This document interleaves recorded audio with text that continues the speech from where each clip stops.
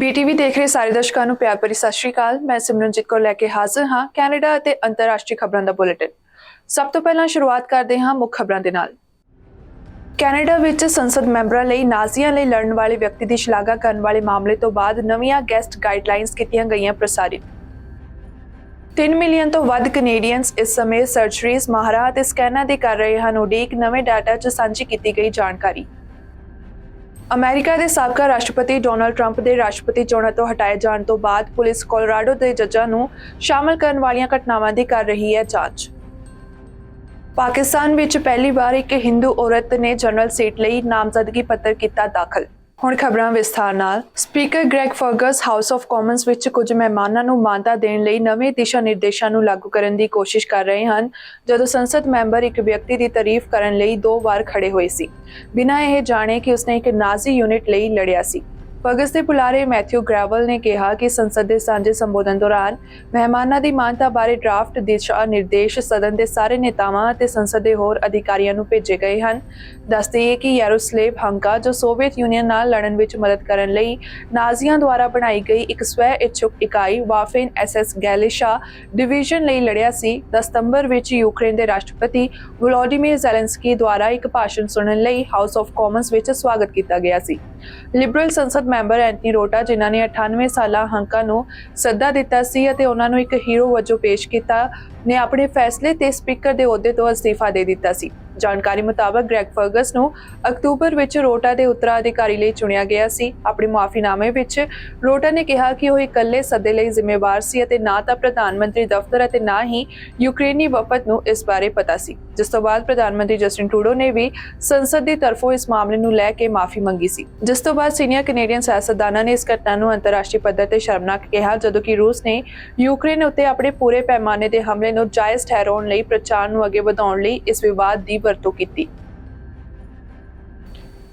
America Canada ਸਰਹੱਦ ਪਾਰ ਕਰਦੇ ਸਮੇਂ ਇੱਕ ਵਿਅਕਤੀ ਜੋ ਆਪਣੀ ਕਾਰ ਵਿੱਚ ਇੱਕ ਲੋਡਡ ਹੈਂਡਗਨ ਨਾਲ ਪਾਇਆ ਗਿਆ ਸੀ ਨੂੰ $5000 ਦਾ ਜੁਰਮਾਨਾ ਅਤੇ 10 ਸਾਲ ਦੀ ਹਥਿਆਰਾਂ ਦੀ ਮਨਾਹੀ ਕੀਤੀ ਗਈ ਹੈ। ਜਰਜੀਅਨ ਸੀਟੂ, ਜੋ ਵਾਸ਼ਿੰਗਟਨ ਰਾਜ ਵਿੱਚ ਰਹਿੰਦਾ ਹੈ, ਨੂੰ ਨਵੰਬਰ 2022 ਵਿੱਚ ਸਰੀ ਵਿੱਚ ਪੈਸੀਫਿਕ ਹਾਈਵੇ ਬਾਰਡਰ ਕ੍ਰਾਸਿੰਗ ਤੇ ਰੋਕਿਆ ਗਿਆ ਸੀ, ਜਿੱਥੇ ਏਜੰਟਸ ਨੂੰ ਉਸ ਦੀ ਕਾਰ ਵਿੱਚ ਇੱਕ ਬਰੇਟਾ 92X ਸੈਮੀ ਆਟੋਮੈਟਿਕ ਪਿਸਤੌਲ ਮਿਲਿਆ। ਹਾਲ ਹੀ ਵਿੱਚ ਪ੍ਰਕਾਸ਼ਿਤ ਪ੍ਰੋਵਿੰਸ਼ੀਅਲ ਕੋਰਟ ਦੇ ਫੈਸਲੇ ਮੁਤਾਬਕ ਇਹ ਹਥਿਆਰ ਕੈਨੇਡਾ ਵਿੱਚ ਪਾਬੰਦੀਸ਼ੁਦਾ ਹੈ ਅਤੇ ਜਿਸ ਹਥਿਆਰ ਨਾਲ ਇਹ ਲੋਡ ਕੀਤਾ ਗਿਆ ਸੀ ਉਹ ਕੈਨੇਡਾ ਵਿੱਚ ਵਰਜਿਤ ਹੈ। ਅਦਾਲਤ ਨੇ ਸੁਣਿਆ ਕਿ ਵਿਅਕਤੀ ਕੋਲ ਅਮਰੀਕਾ ਵਿੱਚ ਹਥਿਆਰਾਂ ਲਈ ਇੱਕ ਛੁਪਿਆ ਹੋਇਆ ਪਿਸਤੌਲ ਲਾਇਸੈਂਸ ਹੈ, ਜੋ ਕੈਨੇਡਾ ਬਾਰਡਰ ਸਰਵਿਸ ਏਜੰਸੀ ਦੇ ਮੈਂਬਰਾਂ ਨੂੰ ਉਸ ਦੀ ਇੱਕ ਜੇਬ ਵਿੱਚੋਂ ਮਿਲਿਆ ਜਦੋਂ ਉਹਨਾਂ ਨੇ ਉਸ ਨੂੰ ਜਾਂਚ ਲਈ ਖਿੱਚਿਆ।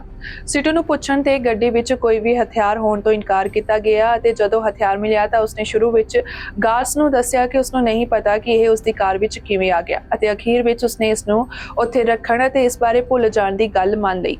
ਬਚਾਅ ਪੱਖ ਅਦਾਲਤ ਨੂੰ ਪੂਰਨ ਤੌਰ ਤੇ ਡਿਸਚਾਰਜ ਦੀ ਮੰਗ ਕਰ ਰਿਹਾ ਹੈ, ਜਿਸ ਦਾ ਮਤਲਬ ਹੈ ਕਿ ਵਿਅਕਤੀ ਨੂੰ ਦੋਸ਼ੀ ਮੰਨਿਆ ਜਾਂਦਾ ਹੈ ਪਰ ਦੋਸ਼ੀ ਠਹਿਰਾਇਆ ਨਹੀਂ ਜਾਂਦਾ ਹੈ। ਜੇਕਰ ਮਨਜ਼ੂਰੀ ਦਿੱਤੀ ਜਾਂਦੀ ਹੈ ਤਾਂ ਸੀਟੂ ਤੇ ਕੋਈ ਅਪਰਾਧਿਕ ਰਿਕਾਰਡ ਦਰਜ ਨਹੀਂ ਹੁੰਦਾ ਤੇ ਉਸ ਨੂੰ ਅਦਾਲਤ ਦੁਆਰਾ ਹੁਕਮਾਂ ਦੀਆਂ ਸ਼ਰਤਾਂ ਦੀ ਪਾਲਣਾ ਨਹੀਂ ਕਰਨੀ ਪੈਂਦੀ। ਰਿਪੋਰਟ ਵਿੱਚ ਕਿਹਾ ਗਿਆ ਹੈ ਕਿ ਇਸ ਅਪਰਾਧ ਲਈ $5000 ਦਾ ਜੁਰਮਾਨਾ ਜੁਰਮ ਲਈ ਅਧਿਕਤਮ ਹੈ ਅਤੇ ਆਰਥਰ ਲਿਓਨ ਨੇ ਪਾਇਆ ਹੈ ਕਿ ਇਹ ਦੋਸ਼ੀ ਪਟੀਸ਼ਨ ਦੇ ਘਟਾਉਣ ਵਾਲੇ ਕਾਗ ਦੇ ਬਾਵਜੂਦ ਹਾਲਾਤਾਂ ਵਿੱਚ ਉਚਿਤ ਸੀ। ਇਸ ਦੇ ਨਾਲ ਵਿਅਕਤੀ ਨੂੰ ਪੀੜਤ ਸਰਚਾਰਜ ਵੀ ਅਦਾ ਕਰਨਾ ਹੋਵੇਗਾ ਅਤੇ ਸੂਬੇ ਵੱਲੋਂ ਉਸ ਦੇ ਹਥਿਆਰ ਨੂੰ ਜ਼ਬਤ ਕਰਨ ਦੀ ਮੰਗ ਕੀਤੀ ਜਾ ਰਹੀ ਹੈ। ਰੈਜੀਨਾ ਆਧਾਰਿਤ ਥਿੰਕ ਟੈਂਕ ਦੇ ਤਾਜ਼ਾ ਅੰਕੜੇ ਦਰਸਾਉਂਦੇ ਹਨ ਕਿ ਲਗਭਗ 8 ਵਿੱਚੋਂ ਇੱਕ ਕੈਨੇਡੀਅਨ ਇਸ ਸਮੇਂ ਦੇਸ਼ ਭਰ ਵਿੱਚ ਸਿਹਤ ਸੰਭਾਲ ਸੇਵਾਵਾਂ ਦੀ ਉਡੀਕ ਕਰ ਰਿਹਾ ਹੈ। secondstreet.org ਇੱਕ ਜਨਤਕ ਨੀਤੀ ਥਿੰਕ ਟੈਂਕ, ਜਿਸ ਦਾ ਮੁੱਖ ਦਫ਼ਤਰ ਰੈਜੀਨਾ, ਸਸਕੈਚੁਅਨ ਵਿੱਚ ਹੈ, ਨੇ ਲੰਘੇ ਮੰਗਲਵਾਰ ਨੂੰ ਆਪਣੇ ਕੈਨੇਡੀਅਨ ਵੇਟਸ ਪ੍ਰੋਜੈਕਟ ਤੋਂ ਡਾਟਾ ਸੈੱਟ ਜਾਰੀ ਕੀਤੇ। ਅੰਕੜਿਆਂ ਦੇ ਮੁਤਾਬਕ ਇਸ ਸਮੇਂ ਕੈਨੇਡਾ ਭਰ ਵਿੱਚ 6,31,527 ਲੋਕ ਸਰਜਰੀਆਂ ਦੀ ਉਡੀਕ ਕਰ ਰਹੇ ਹਨ ਅਤੇ ਕੁੱਲ 1 ਮਿਲੀਅਨ ਲੋਕ ਇੱਕ ਮਾਹਰ ਨੂੰ ਮਿਲਣ ਦੀ ਉਡੀਕ ਕਰ ਰਹੇ ਹਨ, ਜਦੋਂ ਕਿ ਹੋਰ 1 ਮਿਲੀਅਨ ਤੋਂ ਵੱਧ ਨਿਵਾਸੀ ਡਾਇਗਨੋਸਟਿਕ ਦੇਖਭਾਲ ਦੀ ਉਡੀਕ ਕਰ ਰਹੇ ਹਨ।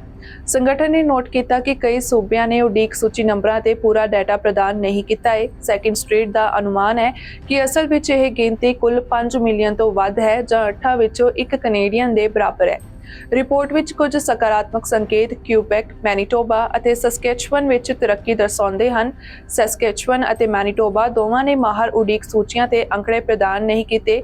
ਸੈਕੰਡ ਸਟਰੀਟ ਨੇ ਦਾਅਵਾ ਕੀਤਾ ਕਿ ਅਪਡੇਟ ਕੁਝ ਸਰਕਾਰਾਂ ਤੋਂ ਪਾਰਦਰਸ਼ਤਾ ਵਿੱਚ ਗਿਰਾਵਟ ਨੂੰ ਦਰਸਾਉਂਦੀ ਹੈ। ਰਿਪੋਰਟ ਵਿੱਚ ਉਜਾਗਰ ਕੀਤਾ ਗਿਆ ਹੈ ਕਿ ਓਨਟਾਰੀਓ ਨੇ ਆਪਣੀ ਸਰਜੀਕਲ ਉਡੀਕ ਸੂਚੀਆਂ ਵਿੱਚ ਪ੍ਰਗਤੀ ਦੇਖੀ ਜੋ 6.2% ਘਟ ਗਈ ਹੈ। ਹਾਲਾਂਕਿ ਪ੍ਰੋਵਿੰਸ ਦੀ ਡਾਇਗਨੋਸਟਿਕ ਕਤਾਰ ਵਿੱਚ ਨਾਟਕੀ ਢੰਗ ਨਾਲ 43.8% ਦਾ ਵਾਧਾ ਹੋਇਆ ਹੈ। ਫਰੇਜ਼ਰ ਇੰਸਟੀਚਿਊਟ ਦੇ ਅੰਕੜਿਆਂ ਮੁਤਾਬਕ ਕੈਨੇਡਾ ਭਰ ਵਿੱਚ ਸਰਜਰੀਆਂ ਲਈ ਔਸਤ ਉਡੀਕ ਸਮਾਂ 1993 ਵਿੱਚ 9.3 ਹਫ਼ਤਿਆਂ ਤੋਂ ਵੱਧ ਕੇ 2023 ਵਿੱਚ 27.7 ਹਫ਼ਤਿਆਂ ਤੱਕ ਹੋ ਗਿਆ ਹੈ। ਜਾਣਕਾਰੀ ਮੁਤਾਬਕ ਕੈਨੇਡਾ ਵੇਟਸ ਨੂੰ 2022 ਦੇ ਨਵੰਬਰ ਵਿੱਚ ਉਡੀਕ ਸੂਚੀਆਂ ਵਿੱਚ ਕੈਨੇਡੀਅਨਸ ਦੀ ਗਿਣਤੀ ਨੂੰ ਜਨਤਕ ਤੌਰ ਤੇ ਟਰੈਕ ਕਰਨ ਲਈ ਲਾਂਚ ਕੀਤਾ ਗਿਆ ਸੀ। ਕਲਾਸਰੂਮਸ ਵਿੱਚ ਸੈੱਲਫੋਨ ਤੇ ਪਾਬੰਦੀ ਲਗਾਉਣ ਵਾਲਾ ਕਿਊਬੈਕ ਦਾ ਨਵਾਂ ਨਿਯਮ ਉਦੋਂ ਲਾਗੂ ਹੋਵੇਗਾ ਜਦੋਂ ਵਿਦਿਆਰਥੀ ਛੁੱਟੀਆਂ ਤੋਂ ਬਾਅਦ ਵਾਪਸ ਆਉਣਗੇ। ਓਨਟਾਰੀਓ ਤੋਂ ਬਾਅਦ ਅਜਿਹਾ ਉਪਾਅ ਲਾਗੂ ਕਰਨ ਵਾਲਾ ਕਿਊਬੈਕ ਦੂਜਾ ਸੂਬਾ ਬਣ ਜਾਵੇਗਾ। ਇਸ ਨਿਰਦੇਸ਼ ਦਾ ਉਦੇਸ਼ ਕਲਾਸ ਵਿੱਚ ਧਿਆਨ ਭਟਕਣਾ ਨੂੰ ਘਟਾਉਣਾ ਹੈ ਜੋ 31 ਦਸੰਬਰ ਨੂੰ ਲਾਗੂ ਹੁੰਦਾ ਹੈ ਅਤੇ ਇਸ ਨਿਰਦੇਸ਼ ਨੂੰ ਜਨਤਕ ਐਲੀਮੈਂਟਰੀ ਅਤੇ ਸੈਕੰਡਰੀ ਸਕੂਲਸ 'ਚ ਲਾਗੂ ਕੀਤਾ ਜਾਵੇਗਾ। ਇਸ ਦੇ ਨਾਲ ਹੀ ਇਹ ਫੈਸਲਾ ਅਧਿਆਪਕਾਂ ਨੂੰ ਵਿਸ਼ੇਸ਼ ਸਿੱਖਿਆ ਸ਼ਾਸਤਰੀ ਉਦੇਸ਼ਾਂ ਲਈ ਵਿਦਿਆਰਥੀਆਂ ਨੂੰ ਫੋਨ ਦੀ ਵਰਤੋਂ ਕਰਨ ਦੇਣ ਲਈ ਲਚਕਤਾ ਪ੍ਰਦਾਨ ਕਰਦਾ ਹੈ। ਸਿੱਖਿਆ ਮੰਤਰੀ ਬਰਨਾਰਡ ਡਰੇਨਵਿਲ ਵੱਲੋਂ ਅਗਸਤ ਵਿੱਚ ਪਾਬੰਦੀ ਸ਼ੁਰੂ ਕਰਨ ਤੋਂ ਪਹਿਲਾਂ ਕਈ ਕਿਊਬੈਕ ਸਕੂਲਾਂ ਵਿੱਚ ਪਹਿਲਾਂ ਹੀ ਕਲਾਸ ਵਿੱਚ ਸੈੱਲਫੋਨ ਨੂੰ ਸੀਮਤ ਕਰਨ ਦੇ ਨਿਯਮ ਸਨ, ਪਰ ਕੁਝ ਬਾਲ ਵਕੀਲਾਂ ਦਾ ਕਹਿਣਾ ਹੈ ਕਿ ਪਾਬੰਦੀਆਂ ਨੂੰ ਜਿੰਨਾ ਸੰਭਵ ਹੋ ਸਕੇ ਉਨਾ ਸਖਤ ਬਣਾਉਣਾ ਚਾਹੀਦਾ ਹੈ ਜੋ ਕਿ ਬੱਚਿਆਂ ਦੇ ਹਿੱਤ ਵਿੱਚ ਹੈ। ਕਿਊਬੈਕ ਦੇ ਸਿੱਖਿਆ ਵਿਭਾਗ ਦਾ ਕਹਿਣਾ ਹੈ ਕਿ 31 ਦਸੰਬਰ ਤੱਕ ਸਾਰੇ ਸਕੂਲਾਂ ਵਿੱਚ ਕਲਾਸਰੂਮਸ ਵਿੱਚ ਸੈੱਲਫੋਨ ਦੀ ਵਰਤੋਂ ਨੂੰ ਸੀਮਤ ਕਰਨ ਵਾਲੀ ਨੀਤੀ ਹੋਣੀ ਚਾਹੀਦੀ ਹੈ। ਨਿਯਮਾਂ ਦੀ ਪਾਲਣਾ ਨਾ ਕਰਨ ਵਾਲੇ ਵਿਦਿਆਰਥੀਆਂ ਲਈ ਜੁਰਮਾਨੇ ਦੇ ਨਾਲ ਆਉਣਾ ਵਿਅਕਤੀਗਤ ਸਕੂਲ ਬੋਰਡਸ ਤੇ ਨਿਰਭਰ ਕਰੇਗਾ। ਕੁਝ ਬੋਰਡਸ ਜਿਸ ਵਿੱਚ ਸੂਬੇ ਦੀ ਸਭ ਤੋਂ ਵੱਡੀ ਫ੍ਰੈਂਚ ਭਾਸ਼ਾ ਅਤੇ ਇੰਗਲਿਸ਼ ਮੌਂਟਰੀਅਲ ਸਕੂਲ ਬੋਰਡ ਸ਼ਾਮਲ ਹਨ ਨੇ ਅਧਿਕਾਰਤ ਪਾਠਾਂ ਤੋਂ ਬਾਹਰ ਕਲਾਸ ਵਿੱਚ ਸੈੱਲਫੋਨਸ ਤੇ ਪਾਬੰਦੀ ਲਗਾਉਣ ਲਈ ਕੁਝ ਸਮੇਂ ਲਈ ਨਿਯਮ ਬਣਾਏ ਹੋਏ ਹਨ। ਓਨਟਾਰੀਓ ਵਿੱਚ ਅਧਿਆਪਕ ਯੂਨੀਅਨਸ ਨੇ ਅਫਸੋਸ ਜਤਾਇਆ ਹੈ ਕਿ ਉਹਨਾਂ ਦੇ ਸੂਬੇ ਦੀ 2019 ਦੀ ਪਾਬੰਦੀ ਨੂੰ ਲਾਗੂ ਨਹੀਂ ਕੀਤਾ ਜਾ ਰਿਹਾ ਹੈ ਅਤੇ ਇਹ ਕਿ ਸੈੱਲਫੋਨ ਕਲਾਸਰੂਮਸ ਵਿੱਚ ਨਿਯਮਿਤ ਤੌਰ ਤੇ ਪੌਪ-ਅਪ ਹੁੰਦੇ ਰਹਿੰਦੇ ਹਨ। ਜਾਣਕਾਰੀ ਮੁਤਾਬਕ ਜੁਲਾਈ ਵਿੱਚ ਯੂਨੈਸਕੋ ਦੀ ਇੱਕ ਰਿਪੋਰਟ ਵਿੱਚ ਪਾਇਆ ਗਿਆ ਕਿ ਸੈੱਲਫੋਨਸ ਦੀ ਵਰਤੋਂ ਸਿੱਖਣ ਵਿੱਚ ਵਿਘਨ ਪਾ ਸਕਦੇ ਹਨ, ਜਿਸ ਤੋਂ ਬਾਅਦ ਉਦੋਂ ਤੋਂ ਹੀ ਸੈੱਲਫੋਨਾਂ ਦਾ ਮੁੱਦਾ ਸਭ ਤੋਂ ਅੱਗੇ ਹੈ, ਜਿਸ ਨੂੰ ਲੈ ਕੇ ਡਰੇਨਵਿਲ ਨੇ ਕਿਹਾ ਕਿ ਯੂਨੈਸਕੋ ਦੀ ਇਸ ਰਿਪੋਰਟ ਨੇ ਉਸ ਨੂੰ ਇਹ ਕੰਮ ਕਰਨ ਲਈ ਪ੍ਰੇਰਿਤ ਕੀਤਾ ਹੈ। ਨੋਵਾ ਸਕੋਸ਼ਾ ਦੇ ਨਾਰਥ ਪ੍ਰੈਸਟਨ ਵਿੱਚ ਕ੍ਰਿਸਮਸ ਵਾਲੇ ਦਿਨ ਗੋਲੀਬਾਰੀ ਦੀ ਘਟਨਾ ਵਾਪਰੀ, ਜਿਸ ਵਿੱਚ ਗੋਲੀਬਾਰੀ ਦੌਰਾਨ ਇੱਕ ਘਰ ਅਤੇ ਇੱਕ ਕਾਰ ਨੂੰ ਨੁਕਸਾਨ ਪਹੁੰਚਿਆ। ਜਾਣਕਾਰੀ ਮੁਤਾਬਕ ਲੰਘੇ ਸੋਮਵਾਰ ਨੂੰ ਹੈਲੀਫੈਕਸ RCMP ਨੇ ਨਾਰਥ ਪ੍ਰੈਸਟਨ ਵਿੱਚ ਕੇਨ ਸਟਰੀਟ ਉੱਤੇ ਇੱਕ ਗੋਲੀਬਾਰੀ ਦਾ ਜਵਾਬ ਦਿੱਤਾ। ਲੰਘੇ ਮੰਗਲਵਾਰ ਨੂੰ ਜਾਰੀ ਇੱਕ ਨਿਊਜ਼ ਰਿਲੀਜ਼ ਵਿੱਚ ਪੁਲਿਸ ਨੇ ਸੂਚਨਾ ਦਿੱਤੀ ਕਿ ਉਹਨਾਂ ਨੂੰ ਇੱਕ ਰਿਹਾਇਸ਼ ਮਿਲੀ ਹੈ ਅਤੇ ਇੱਕ ਨੇੜਲੇ ਪਾਰਕ ਕੀਤੇ ਆਟੋਮੋਬਾਈਲ ਕਾਰ ਨੂੰ ਨੁਕਸਾਨ ਪਹੁੰਚਿਆ ਹੈ, ਪਰ ਇਸ ਦੌਰਾਨ ਕਿਸੇ ਦੇ ਵੀ ਜ਼ਖਮੀ ਹੋਣ ਦੀ ਸੂਚਨਾ ਨਹੀਂ ਹੈ। ਕ੍ਰਿਮੀਨਲ ਇਨਵੈਸਟੀਗੇਸ਼ਨ ਡਿਵੀਜ਼ਨ ਦੀ HRP RCMP ਗਨ ਅਤੇ ਗੈਂਗਸ ਯੂਨਿਟ ਵੱਲੋਂ ਇਸ ਮਾਮਲੇ ਵਿੱਚ ਜਾਂਚ ਕੀਤੀ ਜਾ ਰਹੀ ਹੈ। ਪੁਲਿਸ ਕਿਸੇ ਵੀ ਜਾਣਕਾਰੀ ਦੇਣ ਵਾਲੇ ਵਿਅਕਤੀ ਨੂੰ ਪੁਲਿਸ ਵਿਭਾਗ ਜਾਂ ਕ੍ਰਾਈਮ ਸਟਾਪਰਸ ਨਾਲ ਸੰਪਰਕ ਕਰਨ ਲਈ ਕਹਿ ਰਹੀ ਹੈ।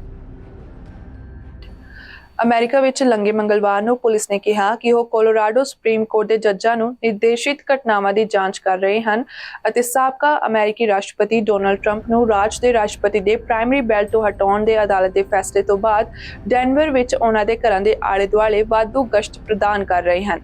ਡੈਨਵਰ ਪੁਲਿਸ ਵਿਭਾਗ ਨੇ ਸੁਰੱਖਿਆ ਅਤੇ ਗੋਪਨੀਯਤਾ ਦੇ ਵਿਚਾਰਾਂ ਦਾ ਹਵਾਲਾ ਦਿੰਦੇ ਹੋਏ ਅਤੇ ਕਿਉਂਕਿ ਉਹ ਜਾਰੀ ਨਹੀਂ ਕੀਤੇ ਗਏ ਹਨ, ਇਸ ਦੀ ਜਾਂਚ ਬਾਰੇ ਵੇਰਵੇ ਪ੍ਰਦਾਨ ਕਰਨ ਲਈ ਇੱਕ ਈਮੇਲ ਵਿੱਚ ਇਨਕਾਰ ਕਰ ਦਿੱਤਾ। ਈਮੇਲ ਵਿੱਚ ਕਿਹਾ ਗਿਆ ਹੈ ਕਿ ਵਿਭਾਗ ਇਸ ਸਮੇਂ ਕੋਲੋਰਾਡੋ ਸੁਪਰੀਮ ਕੋਰਟ ਦੇ ਜੱਜਾਂ ਨੂੰ ਨਿਰਦੇਸ਼ਿਤ ਘਟਨਾਵਾਂ ਦੀ ਜਾਂਚ ਕਰ ਰਿਹਾ ਹੈ ਅਤੇ ਧਮਕੀਆਂ ਜਾਂ ਪਰੇਸ਼ਾਨੀ ਦੀਆਂ ਕਿਸੇ ਵੀ ਰਿਪੋਰਟਾਂ ਦੀ ਚੰਗੀ ਤਰ੍ਹਾਂ ਜਾਂਚ ਕਰਨ ਲਈ ਸਾਡੇ ਸਥਾਨਕ, ਰਾਜ ਅਤੇ ਸੰਘੀ ਕਾਨੂੰਨ ਲਾਗੂ ਕਰਨ ਵਾਲੇ ਭਾਈਵਾਲਾਂ ਨਾਲ ਕੰਮ ਕਰਨਾ ਜਾਰੀ ਰੱਖੇਗਾ। FBI ਨੇ ਕਿਹਾ ਕਿ ਉਹ ਇਸ ਮਾਮਲੇ ਤੇ ਸਥਾਨਕ ਕਾਨੂੰਨ ਲਾਗੂ ਕਰਨ ਵਾਲੇ ਨਾਲ ਕੰਮ ਕਰ ਰਿਹਾ ਹੈ। ਦੱਸਦੇ ਕਿ ਪਿਛਲੇ ਹਫ਼ਤੇ 4 ਦਿਨ ਦੀ VOTING ਵਾਲੇ ਫੈਸਲੇ ਵਿੱਚ ਕੋਲੋਰਾਡੋ ਦੀ ਸਰਵਉੱਚ ਅਦਾਲਤ ਨੇ ਇੱਕ ਜ਼ਿਲ੍ਹਾ ਅਦਾਲਤ ਦੇ ਜੱਜ ਦੇ ਫੈਸਲੇ ਨੂੰ ਉਲਟਾ ਦਿੱਤਾ, ਜਿਸ ਨੇ ਪਾਇਆ ਕਿ ਟਰੰਪ ਨੇ 6 ਜਨਵਰੀ 2021 ਨੂੰ ਕੈਪੀਟਲ ਉੱਤੇ ਹੋਏ ਹਮਲੇ ਵਿੱਚ ਆਪਣੀ ਭੂਮਿਕਾ ਲਈ ਟਰੰਪ ਦੇ ਪੱਖ ਵਾਲੇ ਲੋਕਾਂ ਨੂੰ ਬਗਾਵਤ ਲਈ ਉਕਸਾਇਆ ਸੀ, ਪਰ ਕਿਹਾ ਸੀ ਕਿ ਉਹ ਅਜਿਹਾ ਨਹੀਂ ਕਰ ਸਕਦਾ। ਰਾਜ ਦੀ ਸਰਵਉੱਚ ਅਦਾਲਤ ਸਹਿਮਤ ਨਹੀਂ ਹੋਈ। 6 ਕੋਲੋਰਾਡੋ ਰਿਪਬਲਿਕਨ ਅਤੇ ਗੈਰ ਸੰਬੰਧਿਤ ਵੋਟਰਾਂ ਦੇ ਵਕੀਲਾਂ ਦਾ ਪੱਖ ਲੈਂਦਿਆਂ ਜਿਨ੍ਹਾਂ ਨੇ ਦਲੀਲ ਦਿੱਤੀ ਕਿ ਇਹ ਕਲਪਨਾ ਕਰਨਾ ਬੇਤੁਕਾ ਹੈ ਕਿ ਸੋਧ ਦੇ ਫਰੇਮਰ ਸਾਬਕਾ ਫੈਡਰਲ ਦੇ ਸੱਤਾ ਵਿੱਚ ਵਾਪਸ ਆਉਣ ਤੋਂ ਡਰਦੇ ਹੋਏ ਉਹਨਾਂ ਨੂੰ ਹੇਠਲੇ ਪੱਧਰ ਦੇ ਦਫ਼ਤਰਾਂ ਤੋਂ ਰੋਕ ਦੇਣਗੇ। ਅਦਾਲਤ ਨੇ ਆਪਣੇ ਫੈਸਲੇ ਤੇ 4 ਜਨਵਰੀ ਤੱਕ ਜਾਂ US ਸੁਪਰੀਮ ਕੋਰਟ ਦੇ ਇਸ ਕੇਸ ਤੇ ਫੈਸਲਾ ਹੋਣ ਤੱਕ ਰੋਕ ਲਗਾ ਦਿੱਤੀ ਹੈ। ਕੋਲੋਰਾਡੋ ਦੇ ਅਧਿਕਾਰੀਆਂ ਦਾ ਕਹਿਣਾ ਹੈ ਕਿ ਇਸ ਮੁੱਦੇ ਨੂੰ 5 ਜਨਵਰੀ ਤੱਕ ਨਿਪਟਾਇਆ ਜਾਣਾ ਚਾਹੀਦਾ ਹੈ, ਜੋ ਰਾਜ ਦੇ ਰਾਸ਼ਟਰਪਤੀ ਦੇ ਪ੍ਰਾਇਮਰੀ ਬੈਲਟ ਛਾਪਣ ਦੀ ਆਖਰੀ ਮਿਤੀ ਹੈ। ਪਾਕਿਸਤਾਨ ਵਿੱਚ ਅਗਲੇ ਸਾਲ 2024 ਵਿੱਚ 8 ਫਰਵਰੀ ਨੂੰ ਆਮ ਚੋਣਾਂ ਹੋਣ ਜਾ ਰਹੀਆਂ ਹਨ। ਇਸ ਚੋਣ ਵਿੱਚ ਪਹਿਲੀ ਵਾਰ ਖੈਬਰ ਪਖਤੂਨਖਵਾ ਦੇ ਬੁਨੇਰ ਜ਼ਿਲ੍ਹੇ ਵਿੱਚ ਇੱਕ ਹਿੰਦੂ ਔਰਤ ਨੇ ਜਨਰਲ ਸੀਟ ਲਈ ਆਪਣਾ ਨਾਮਜ਼ਦਗੀ ਪੱਤਰ ਦਾਖਲ ਕੀਤਾ ਹੈ। ਡੌਨ ਦੀ ਰਿਪੋਰਟ ਦੇ ਮੁਤਾਬਕ ਬੁਨੇਰ ਜ਼ਿਲ੍ਹੇ ਵਿੱਚ PK25 ਦੀ ਜਨਰਲ ਸੀਟ ਲਈ ਸਵੇਰਾ ਪ੍ਰਕਾਸ਼ ਨਾਮ ਦੀ ਇੱਕ ਹਿੰਦੂ ਔਰਤ ਨੇ ਅਧਿਕਾਰਿਤ ਤੌਰ ਤੇ ਆਪਣਾ ਨਾਮਜ਼ਦਗੀ ਪੱਤਰ ਦਾਖਲ ਕੀਤਾ। ਹਿੰਦੂ ਭਾਈਚਾਰੇ ਦੀ ਮੈਂਬਰ ਸਵੇਰਾ ਪ੍ਰਕਾਸ਼ ਆਪਣੇ ਪਿਤਾ ਦੇ ਨਕਸ਼ੇ ਕਦਮ ਤੇ ਚੱਲਦਿਆਂ ਪਾਕਿਸਤਾਨ ਪੀਪਲਸ ਪਾਰਟੀ PPP ਦੀ ਟਿਕਟ ਤੇ ਚੋਣ ਲੜਨ ਦੀ ਤਿਆਰੀ ਕਰ ਰਹੀ ਹੈ।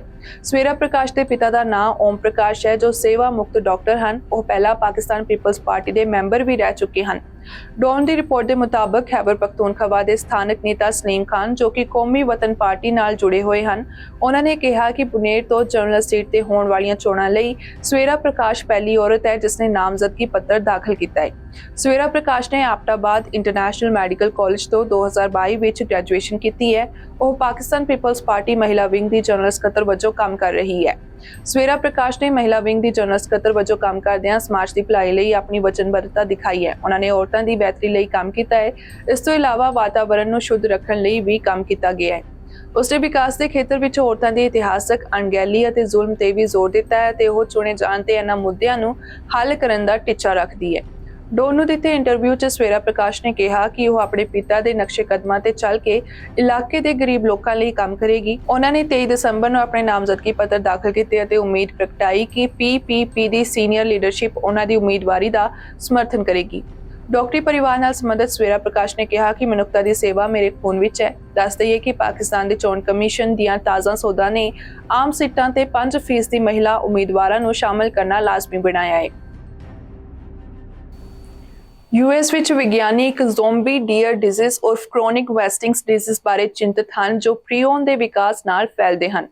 ਯੈਲੋਸਟੋਨ ਨੈਸ਼ਨਲ ਪਾਰਕ ਵਾਇਓਮਿੰਗ ਵਿੱਚ ਮਿਲੀ ਇੱਕ ਹਿਰਨ ਦੀ ਲਾਸ਼ ਨੇ ਪਿਛਲੇ ਮਹੀਨੇ ਪ੍ਰੀਓਨ ਬਿਮਾਰੀ ਲਈ ਸਕਾਰਾਤਮਕ ਟੈਸਟ ਕੀਤਾ ਸੀ। ਆਮ ਤੌਰ ਤੇ ਸਿਹਤਮੰਦ ਦਿਮਾਗ ਦੇ ਪ੍ਰੋਟੀਨ ਨੂੰ ਪ੍ਰੀਓਨ ਦੁਆਰਾ ਅਸਧਾਰਨ ਤੌਰ ਤੇ ਫੋਲਡ ਕਰਨ ਲਈ ਸ਼ੁਰੂ ਕੀਤਾ ਜਾਂਦਾ ਹੈ, ਜੋ ਕਿ ਪ੍ਰੋਟੀਨ ਦੀ ਇੱਕ ਕਿਸਮ ਵੀ ਹੈ। ਇਹ ਮਨੁੱਖਾਂ ਅਤੇ ਜਾਨਵਰਾਂ ਦੋਵਾਂ ਵਿੱਚ ਬਿਮਾਰੀਆਂ ਪੈਦਾ ਕਰਨ ਦੀ ਸਮਰੱਥਾ ਰੱਖਦਾ ਹੈ। ਇਹ ਬਹੁਤ ਜ਼ਿਆਦਾ ਛੂਤ ਵਾਲੀਆਂ ਬਿਮਾਰੀਆਂ ਸੰਕਰਮਿਤ ਮੀਟ ਦੇ ਸੇਵਨ ਨਾਲ ਸੰਭਾਵਿਤ ਤੌਰ ਤੇ ਮਨੁੱਖਾਂ ਵਿੱਚ ਫੈਲ ਸਕਦੀਆਂ ਹਨ, ਜਿਸ ਕਰਕੇ ਲੋਕ ਚਿੰਤਿਤ ਹਨ। ਰਿਪੋਰਟ ਮੁਤਾਬਕ ਪ੍ਰੀਓਨ ਰੋਗਾਂ ਦੇ ਕੁਝ ਆਮ ਲੱਛਣਾਂ ਵਿੱਚ ਤੇਜ਼ੀ ਨਾਲ ਦਿਮਾਗੀ ਕਮਜ਼ੋਰੀ, ਭਰਮ, ਤੁਰਨ ਅਤੇ ਬੋਲਣ ਵਿੱਚ ਮੁਸ਼ਕਲ, ਉਲਝਣ, ਥਕਾਵਟ ਅਤੇ ਮਾਸਪੇਸ਼ੀਆਂ ਵਿੱਚ ਕਠੋਰਤਾ ਦਾ ਵਿਕਾਸ ਹੁੰਦਾ ਹੈ। ਇਹਨਾਂ ਨੂੰ ਪ੍ਰਭਾਵਿਤ ਕਰਨ ਵਾਲੀ ਪ੍ਰੀਓਨ ਬਿਮਾਰੀ ਇਸ ਦੀ ਉੱਤਰੀ ਅਮਰੀਕਾ ਦੀ ਆਬਾਦੀ ਵਿੱਚ ਤੇਜ਼ੀ ਨਾਲ ਫੈਲ ਰਹੀ ਹੈ। ਖੋਜਕਰਤਾਵਾਂ ਨੇ ਇਸ ਨੂੰ ਜ਼ੋਂਬੀ ਹਿਰਨ ਦੀ ਬਿਮਾਰੀ ਕਿਹਾ ਹੈ, ਕਿਉਂਕਿ ਇਸ ਦੇ ਜ਼ੋਂਬੀ ਵਰਗੇ ਤੁਰਨ ਦੇ ਲੱਛਣਾਂ ਵਿੱਚੋਂ ਇੱਕ ਹੈ। CWD ਲੰਬੇ ਸਮੇਂ ਤੋਂ ਹਿਰਨ ਨੂੰ ਪ੍ਰਭਾਵਿਤ ਕਰਨ ਲਈ ਜਾਣਿਆ ਜਾਂਦਾ ਹੈ। ਪਿਛਲੇ ਮਹੀਨੇ ਯੈਲੋਸਟੋਨ ਵਿਖੇ ਇਸ ਦੇ ਪਹਿਲੇ ਕੇਸ ਦੀ ਖੋਜ ਨੇ ਖੋਜਕਰਤਾਵਾਂ ਵਿੱਚ ਚਿੰਤਾਵਾਂ ਪੈਦਾ ਕੀਤੀਆਂ ਸਨ ਕਿ ਘਾਤਕ ਬਿਮਾਰੀ ਕਿਸੇ ਦਿਨ ਮਨੁੱਖਾਂ ਵਿੱਚ ਫੈਲ ਸਕਦੀ ਹੈ। ਉੱਤਰੀ ਅਮਰੀਕਾ, ਨਾਰਵੇ, ਕੈਨੇਡਾ ਅਤੇ ਦੱਖਣੀ ਕੋਰੀਆ ਦੇ ਖੇਤਰਾਂ ਵਿੱਚ ਹਿਰਨ, ਰੇਨਡੀਅਰ, ਮੂਸ ਅਤੇ ਐਲਕ ਵਿੱਚ ਇਸ ਪ੍ਰੀਓਨ ਬਿਮਾਰੀ ਦਾ ਪਤਾ ਲਗਾਇਆ ਗਿਆ ਹੈ। ਪਿਛਲੇ ਹਫ਼ਤੇ ਐਨਫੋਰਸਮੈਂਟ ਡਾਇਰੈਕਟਰ ਨੇ ਚੀਨੀ ਸਮਾਰਟਫੋਨ ਨਿਰਮਾਤਾ ਵੀਵੋ ਦੇ ਖਿਲਾਫ ਮਨੀ ਲਾਂਡਰਿੰਗ ਜਾਂਚ ਦੇ ਸੰਬੰਧ ਵਿੱਚ ਵੀਵੋ ਇੰਡੀਆ ਦੇ 3 ਅਧਿਕਾਰੀਆਂ ਨੂੰ ਗ੍ਰਿਫਤਾਰ ਕੀਤਾ ਸੀ। ਇਸ ਗ੍ਰਿਫਤਾਰੀ ਤੋਂ ਬਾਅਦ ਚੀਨ ਨੇ ਪਹਿਲੀ ਵਾਰੀ ਪ੍ਰਤੀਕਿਰਿਆ ਦਿੱਤੀ ਹੈ। ਚੀਨ ਨੇ ਕਿਹਾ ਕਿ ਉਹ ਭਾਰਤ ਵਿੱਚ ਗ੍ਰਿਫਤਾਰ ਕੀਤੇ ਗਏ ਵੀਵੋ ਦੇ ਕਰਮਚਾਰੀਆਂ ਨੂੰ ਕੌਂਸਲਰ ਪਹੁੰਚ ਪ੍ਰਦਾਨ ਕਰੇਗਾ। ਕੌਂਸਲਰ ਐਕਸੈਸ ਤੋਂ ਭਾਵ ਹੈ ਕਿ ਵੰਸ਼ ਦੂਤ ਕਰ ਦੇ ਅਧੀਨ ਭੇਜੀ ਗਈ ਸਹਾਇਤਾ। ਚੀਨ ਨੇ ਕਿਹਾ ਕਿ ਉਹ ਚੀਨੀ ਕੰਪਨੀਆਂ ਦੇ ਜਾਇਜ਼ ਅਧਿਕਾਰਾਂ ਅਤੇ ਹਿੱਤਾਂ ਦੀ ਰੱਖਿਆ ਲਈ ਹਰ ਸੰਭਵ ਮਦਦ ਪ੍ਰਦਾਨ ਕਰੇਗਾ। ਚੀਨੀ ਵਿਦੇਸ਼ ਮੰਤਰਾਲੇ ਦੇ ਬੁਲਾਰੇ ਮਾਇਓਨਿੰਗ ਨੇ ਕਿਹਾ ਕਿ ਚੀਨ ਇਸ ਮੁੱਦੇ ਤੇ ਪੂਰੀ ਨਜ਼ਰ ਰੱਖ ਰਿਹਾ ਹੈ। ਉਹਨਾਂ ਨੇ ਕਿਹਾ ਕਿ ਭਾਰਤ ਵਿੱਚ ਚੀਨੀ ਦੂਤਾਵਾਸ ਅਤੇ ਵੰਸ਼ ਦੂਤਾਵਾਸ ਕਾਨੂੰਨ ਦੇ ਮੁਤਾਬਕ ਸੰਬੰਧਿਤ ਵਿਅਕਤੀਆਂ ਨੂੰ ਸੁਰੱਖਿਆ ਅਤੇ ਸਹਾਇਤਾ ਪ੍ਰਦਾਨ ਕਰਨਗੇ। ਉਹਨਾਂ ਨੇ ਕਿਹਾ ਕਿ ਚੀਨੀ ਸਰਕਾਰ ਚੀਨੀ ਕੰਪਨੀਆਂ ਦੇ ਜਾਇਜ਼ ਅਧਿਕਾਰਾਂ ਅਤੇ ਹਿੱਤਾਂ ਦੀ ਸੁਰੱਖਿਆ ਦਾ ਸਮਰਥਨ ਕਰਦੀ ਹੈ। ਅਸੀਂ ਉਮੀਦ ਕਰਦੇ ਹਾਂ ਕਿ ਭਾਰਤ ਦੇਸ਼ਾਂ ਵਿਚਾਲੇ ਵਪਾਰਕ ਸਹਿਯੋਗ ਨੂੰ ਸਮਝੇਗਾ ਤੇ ਇੱਕ ਨਿਰਪੱਖ, ਬਰਾਬਰੀ ਵਾਲਾ, ਪਾਰਦਰਸ਼ੀ ਅਤੇ ਗੈਰ ਵਿਤਕਰੇ ਵਾਲਾ ਕਾਰੋਬਾਰੀ ਮਾਹੌਲ ਪ੍ਰਦਾਨ ਕਰੇਗਾ। ਜਾਣਕਾਰੀ ਮੁਤਾਬਕ ਭਾਰਤ ਵਿੱਚ ਈਡੀ ਨੇ ਵੀਵੋ ਦੇ ਖਿਲਾਫ ਮਨੀ ਲਾਂਡਰਿੰਗ ਮਾਮਲੇ ਦੀ ਚਾਰਜਸ਼ੀਟ 'ਚ ਕਿਹਾ ਹੈ ਕਿ ਕੰਪਨੀ ਨੇ 2014 ਤੋਂ 2021 ਤੱਕ ਸ਼ੈਲ ਕੰਪਨੀਆਂ ਦੇ ਜ਼ਰੀਏ 1 ਲੱਖ ਕਰੋੜ ਰੁਪਏ ਦਾ ਕਾਲਾ ਧਨ ਵਿਦੇਸ਼ ਭੇਜਿਆ ਹੈ। ਜ਼ਿਕਰ ਕਰ ਦਈਏ ਕਿ ਵੀਵੋ ਇੰਡੀਆ ਦੇ ਅੰਤਰਿਮ ਮੁੱਖ ਕਾਰਜਕਾਰੀ ਅਧਿਕਾਰੀ ਹੋਂਗ ਜ਼ੁਕਵਾਨ ਉਰਫ ਟੈਰੀ, ਮੁੱਖ ਵਿੱਤ ਅਧਿਕਾਰੀ ਹਰਿੰਦਰ ਦਹੀਆ ਅਤੇ ਸਲਾਹਕਾਰ ਹੇਮੰਤ ਮੁੰਜਾਲ ਨੂੰ ਮਨੀ ਲਾਂਡਰਿੰਗ ਰੋਕੂ ਕਾਨੂੰਨ ਦੀਆਂ ਧਾਰਾਵਾਂ ਤਹਿਤ ਹਿਰਾਸਤ ਵਿੱਚ ਲਿਆ ਗਿਆ ਹੈ। ਈਡੀ ਨੇ ਇਸ ਮਾਮਲੇ ਵਿੱਚ ਪਹਿਲਾਂ 4 ਲੋਕਾਂ ਨੂੰ ਗ੍ਰਿਫਤਾਰ ਕੀਤਾ ਸੀ। ਇਹਨਾਂ ਵਿੱਚ ਮੋਬਾਈਲ ਕੰਪਨੀ ਲਾਵਾ ਇੰਟਰਨੈਸ਼ਨਲ ਦੇ ਮੈਨੇਜਿੰਗ ਡਾਇਰੈਕਟਰ ਹਰੀਓਮ ਰਾਏ, ਚੀਨੀ ਨਾਗਰਿਕ ਕੁਆਂਗਵਿਨ ਉਰਫ ਐਂਡਰਿਓ ਕੁਆਂਗ ਅਤੇ ਚਾਰਟਰਡ ਅਕਾਊਂਟੈਂਟ ਨਿਤਿਨ ਗਰਗ ਅਤੇ ਰਾਜਨ ਮਲਿਕ ਸ਼ਾਮਲ ਸਨ ਅਤੇ ਫਿਲਹਾਲ ਉਹ ਨਿਆਇਕ ਹਿਰਾਸਤ ਵਿੱਚ ਹਨ। ਬੁਲਟਨ ਦੇ ਵਿੱਚ ਅੱਜ ਦੇ ਲਈ ਇੰਨਾ ਹੀ। ਮੁੜ ਤੋਂ ਹਾਜ਼ਰ ਹੋਵਾਂਗੇ ਨਵੀਆਂ ਖਬਰਾਂ ਦੇ ਨਾਲ। ਤੁਸੀਂ ਵੇਖਦੇ ਰਹੋ PTV। B positive, B yourself.